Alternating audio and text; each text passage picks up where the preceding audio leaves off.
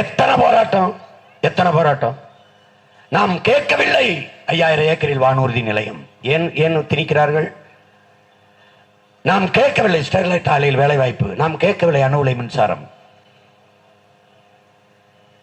என்ன கொடுமைவர். நெய்வேலி பழுப்பு நிலக்கரி மின்சாரம் கொடுத்து விட்டு நம்ம தாத்தா ஜம்புலிங்கனார் சொந்த நிலத்தில் 500 ஏக்கரை நாட்டுக்கு கொடுத்தார். ஒரு நன்மை நமக்கு, 299 பேர் வேலைக்கு எடுத்தான். ஒரு தமிழ நிலத்தை கொடுக்கணும், என் வளத்தை நீ சுரண்டிக்கிடுவ, நான் வாழ்விடத்தை விட்டு வெளியேறிடணும்.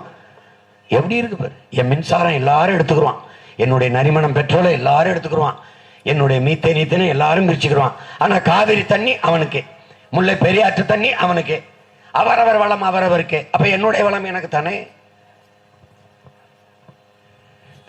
நீ இந்தியம் திராவிடம் ரெண்டும் வெவ்வேறு அல்ல, 2 பேருமே தமிழுக்கும் தமிழனுக்கும் எதிரிகள். இந்த இனத்தை அழித்து முடிக்க துடிப்பார்கள்.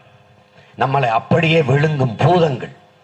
இவர்களை வீழ்த்தாமல் தமிழ் தேசிய மக்கள் மீள்வது வாழ்வது என்பது சாத்தியமே இல்லை.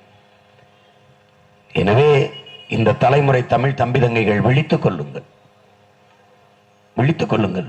எங்களுக்கு வாக்கு போடுங்கள் என்று சொல்லவில்லை, இவர்களுக்கு மறுபடியும் போட்டு மறுபடியும் எங்களை தூக்கி நடுரோட்டில் போடாதீர்கள்.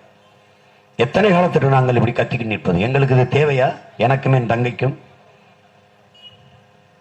நீங்கள் செய்த துரோகம் எங்களுக்கு செய்யுங்கள். வாழ்க்கையில் நீங்க செஞ்ச பாவம், நாங்கள் இப்படி வீதியில் நின்று கத்திக்கிட்டு வேண்டியது. ஒரு நல்ல தலைவனை தேர்வு செய்ய முடியல, ஒரு நல்ல ஆட்சியை உருவாக்க முடியல.